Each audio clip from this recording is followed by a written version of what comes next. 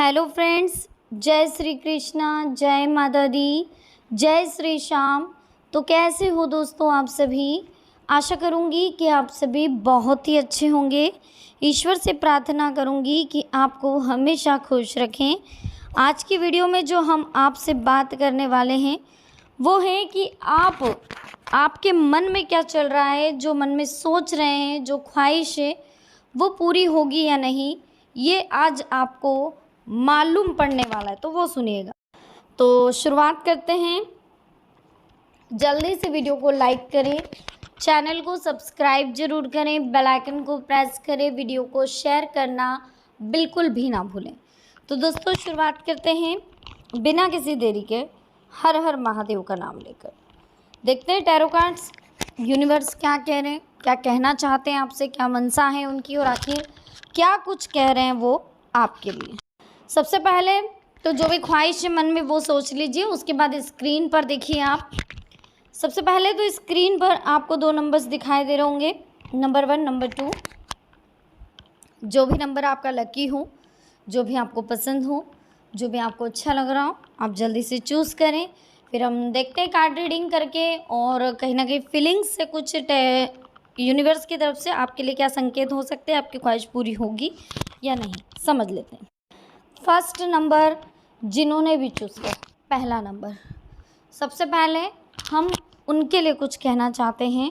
कुछ कार्ड्स आपके लिए ओपन हुए हैं।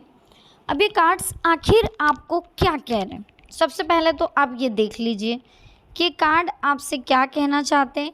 इन कार्ड्स का मतलब हम आपको बिल्कुल हिंदी में और कुछ पॉजिटिव थॉट्स के आधार पर समझाएंगे। जी हाँ, जो ये कार्ड्स ओपन हुए हैं, ये कुछ बातें देखिए, इनकी जो लैंग्वेज रहती है बहुत टफ रहती है, लेकिन हम आपको इनकी सरल लैंग्वेज करके बताएंगे, तो आप बहुत ध्यान से सुनिएगा। अगर आपको झुकना है तो किसी के विनम्रता के आगे झुके, है ना, किसी की शक्ति के आगे झुके, रूप के आगे और धन के आगे तो बिल्कुल भी मत झुकिए। इसका मतलब ये है दोस्तों, ये तो समझ ही गए होंगे आप, लेकिन ये कार्ड ये बता रहा है कि कहीं ना कहीं आप किसी सुंदरता के कायल हो रहे हैं, धन के पीछे भाग रहे हैं, झुक रहे हैं, धन के लिए कुछ भी कर रहे हैं और किसी के लिए कुछ भी कर रहे हैं। एक तो कोई प्यार में पागल है तो कोई धन में पागल है ना, यानी कि करियर के लिए भी पागल हो रहे। सब छोड़ दो ईश्वर पर, एक बार हमारे कहने पर छोड़ के देखो सब ईश्वर पर। जी हाँ, मंदिर जाओ, मन साफ रखो, मन साफ रखो, ऐसा नहीं इसने ऐसा बोला तो उसने वैसा बोला। ईश्वर पर भरोसा करके जो इंसान ये बोल देता है कि अब आप बताओ मेरी नैया कैसे पार लगेगी, अब आप बताओ मुझे क्या करना चाहिए, है ना, उसके बाद आप बताइए। ईश्वर अगर आपका सपोर्ट नहीं करे तो बताइए। ईश्वर सबका सपोर्ट करते हैं, बस उन्हें समझने वाला, उन्हें देखने वाला चाहिए। भगवान कहते हैं कि उदास मत हो, मैं तेरे साथ हूँ, सामने ना सही तेरे आसपास हूँ। पलकों को बंद कर और दिल से याद कर, मैं कोई और नहीं बल्कि तेरा विश्वास हूँ। अगर खुद पर विश्वास है वही परमात्मा।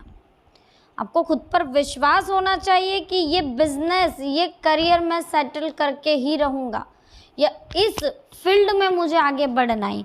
किसी को देखकर हार जाना, किसी को देखकर आगे बढ़ जाना, किसी को देख कर के रुक जाना, ये सारी चीज़ें आपको जीवन में कभी आगे नहीं बढ़ने देगी। जी, कभी नहीं बढ़ने देगी। आपको पता है कि जो लोग आपकी बुराई करते हैं वो करेंगे, चाहे आप उनके लिए अच्छा करोगे तो भी करेंगे, चाहे आप बुरा करोगे तो भी करेंगे। इसलिए शांत रहकर अपना कर्म करते रहो, निंदा से मत घबराओ। निंदा उसकी होती है जो जिंदा है, मरने के बाद तो सिर्फ तारीफ होती है, समझ रहे हो। तो जो लोग बुराई कर रहे हैं उनसे आप बिल्कुल घबराओ मत, उनसे आप बिल्कुल टेंशन मत लो, खुश रहो। विचारों को वश में रखिए, वो तुम्हारे शब्द बनेंगे। शब्दों को वश में रखिए, वो तुम्हारे कर्म बनेंगे। और कर्म को भी अपने वश में रखिए, वो आपकी आदत बनेंगे। और जब आदत को भी आप अपने वश में कर लेंगे तो वो आपका चरित्र बन जाएगा। और जैसे ही चरित्र को वश में कर लोगे तो वो आपका भाग्य बन जाएगा। जी हाँ, तो सारी कड़ी जुड़ती है ना, जो वो सोच से जुड़ती है और ख़त्म भाग्य पर होती है ना। सोच से शुरू हो रही है और ख़त्म भाग्य पर हो रही है। इसका मतलब हमें हमारी सोच अच्छी रखनी है तो हमारा भाग्य ऑटोमेटिक बदलेगा। सोच अच्छी रख लीजिए बस। अगर भाग्य को चेंज करना, आप बदल सकते हैं अपने भाग्य को। ज़रूरी नहीं है कि यार ये किस्मत में लिखा मेरा तो यही होगा, वो किस्मत में लिखा। बदलाव, जैसे जीवन में बदलाव होता है ना, परिवर्तन होता है, समाज में भी अध्यक्ष एक बनता है, फिर अगले साल दूसरे को बनाते हैं, जो भी टाइमिंग पीरियड रहता है उसमें फिर दूसरे को बना, ऐसा बदलाव होता रहता है। आपके कर्मों के आधार पर आपका भाग्य होता है। बस इस बात को ध्यान में रख कर के जीवन में कभी किसी का दिल मत दुखाना, किसी की बुराई मत करना। एक उत्तम जीवन के लिए ये स्वीकार करना आवश्यक है कि सबको सब कुछ नहीं मिल सकता। खुद से बहस करोगे तो सारे सवाल मिल जाएंगे, सारे सवालों के जवाब मिल जाएंगे। दूसरों से करोगे तो नए सवाल खड़े हो जाएंगे। जब मनुष्य अपनी गलती का वकील और दूसरों की गलतियों का जज बन जाता है तो जीवन में फैसले नहीं फासले होने लग जाते हैं। देखिए होता क्या है, जब हमारी गलती की बारी आती है, अगर हमने गलती करी है तो फिर हम सफाई पेश क्यों कर रहे हैं, हम वकील क्यों बन रहे हैं। अगर आपने गलती करी है तो आप एक्सेप्ट करो, है ना। और अगर आपको लग रहा है कि आप गलत नहीं हो, सामने वाला आपको गलत बोल रहा है, तो आप समय पर छोड़ दो। समय गवाही देगा, कुछ समय के लिए भी छोड़ो, है ना। क्योंकि जब हम जवाब नहीं देते ना तो समय इस कदर जवाब देता है कि सब चुप हो जाते हैं। इस बीच दूसरों की गलतियों के बारे में भी कभी नहीं बताना चाहिए कि ये ऐसा है या वो वैसा है, या उसने ये करा या उसने वो करा। हमें कभी किसी के बारे में कुछ नहीं बोलना है। सब अच्छे हैं, सब मिलजुल करके रहो, परिवार में रहो, सब भगवान देख रहा है। ज़िंदगी में पीछे देखोगे तो देखिए अनुभव मिलेगा, और ज़िंदगी में आगे देखोगे तो आशा मिलेगी। दाएं बाएं देखोगे तो सत्य मिलेगा, लेकिन अपने भीतर देखोगे तो परमात्मा मिलेंगे। इसलिए भीतर देखो। किसी भी समस्या का हर कोई अपने अनुसार समाधान बताता है, अतः किसी के दिखाए मार्ग पर चलने से पूर्व अपनी बुद्धि के द्वार या आकलन अवश्य करे कि मार्ग बताने वाला कहीं स्वयं तो मार्ग नहीं भटक रहा।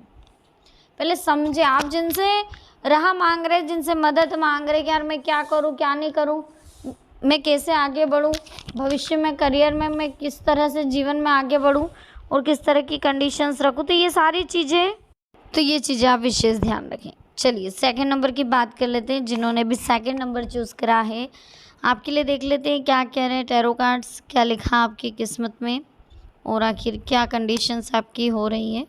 फ़िलहाल ईश्वर की तरफ से कुछ टैरो कार्ड्स हैं जो ओपन करेंगे हम। क्या कह रहे हैं ये ओपन करके देख लेते हैं। कुछ बातें हैं जो हमें समझनी है। पहचान से बड़ी समझ होती है, क्योंकि हम चाहे कितनी भी बड़ी पहचान क्यों ना बना ले, फिर भी पहचानने वाला व्यक्ति हमें समझ नहीं सकता, लेकिन हमें समझने वाला व्यक्ति लाखों की भीड़ में भी हमें पहचान सकता है। जीभ कटने से पीड़ा केवल जीभ को नहीं होती, अनुभूति समग्र शरीर को होती है। वैसे ही मनुष्य की पीड़ा मनुष्य को तो हो ही रही है, लेकिन उसके परिवार को भी होती है। तो कहीं ना कहीं हमें परिवार के लिए थोड़ा सा इन चीज़ों का ध्यान रखना होगा। हमारी कड़वी जो बोली है वो गोली के समान होती है। कड़वी गोली जल्दी से लोग कहीं ना कहीं भड़क जाते हैं उसे सुनकर।